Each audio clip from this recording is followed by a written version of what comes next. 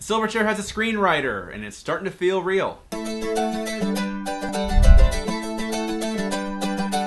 When it was first announced a couple months ago that the Mark Gordon company was going to be developing the Silverchair, I think I actually said in my video, I'm just still not sure how official this is. I still wonder if maybe they were just trying to kind of gauge interest. And hiring a screenwriter makes it seem a little more concrete. David Magee has been chosen to write the Silverchair. I think it's very likely that he will not be the only screenwriter ultimately. David Magee also wrote Life of Pi and Finding Neverland. I have seen Life of Pi, pretty interesting movie. I didn't like it as much as a lot of people did, but yeah, definitely it's something different, interesting movie. I take it seriously as a work of art and not Transformers. I say this is a big budget, sincere piece of art. It's not just a big special effects epic. I take it seriously on that level. I really hate reading scripts.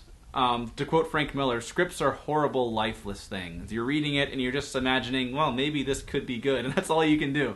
I'm not devaluing a screenwriter's job, by the way. There are, it's a wonderful, it's an art form, writing a screenplay, and it's a critical part of making a good movie.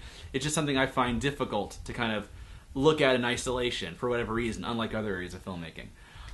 So the most I can look at this, the most I can take from this, it says, okay, they got a 2-time Academy Award-winning screenwriter, so it seems like, I guess they're taking it seriously on that level. And some people said maybe this means this isn't going to be such a low-budget movie. I'm not sure about that. Again, it's hard to judge this based on a screenwriter. He probably won't be the last screenwriter. If he was, I think my eyebrows would go up, just like that. To kind of go, wow, it's interesting, because a lot of times it happens with these Hollywood blockbusters, and to what extent this is a Hollywood blockbuster, kind of thing remains to be seen. We don't know what kind of budget it is or any of that, but I think the sense I've always gotten is basically the way this works is you'll get one writer, maybe more, to write that initial draft, and once people are pretty happy with that, okay, now we have to do what we call punch-up, which bring in some other writers to, okay, this script is pretty good, but can you just add some humor, action, romance, maybe something like we did a focus group that indicates 7-year-old dark-haired boys is a really important part of our target audience because you make it work for them, stuff like that. So my guess is David Magee is that initial guy, and maybe later other screenwriters will come in to do punch-up. The Voyage of the Dawn Treader in particular had a lot of screenwriters, and the sense I've always gotten, and we were concerned about this. It seemed like every few months we get news, yeah, now there's another screenwriter that's been added. We're kind of like going, what is going on?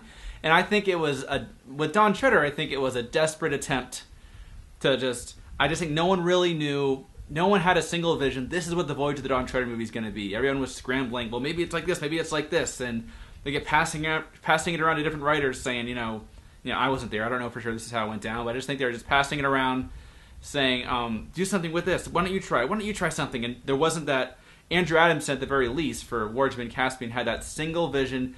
This is what I think the movie is, and that's why the first two films seem like they're made with more confidence than Dawn Treader was. Dawn Treader, like, just watching the final product, it just felt like no one really knew exactly what kind of movie they were making. So I think David Magee is basically the Anne Peacock. Anne Peacock being the first screenwriter hired to write The Lion, the Witch, and the Wardrobe. Anne Peacock is that initial screenwriter. She's got a little bit of mystery surrounding her. We really just don't know that much about her. She was in the initial press release, and then Marcus and McFeely show up, and we didn't really hear much about her after that.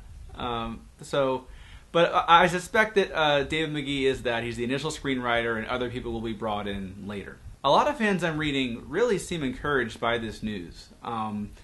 People who've seen his other movies he's worked on kind of have this view of, man, maybe this really could be something special and not just another blockbuster, like it's kind of all Dawn Treader felt like to me. I mean, I guess I'm encouraged. I'm glad they didn't just find the guy that wrote Transformers or something, like this is a guy that at least I take seriously. Unasked for advice again to David Magee: please keep Jill Pole the main character.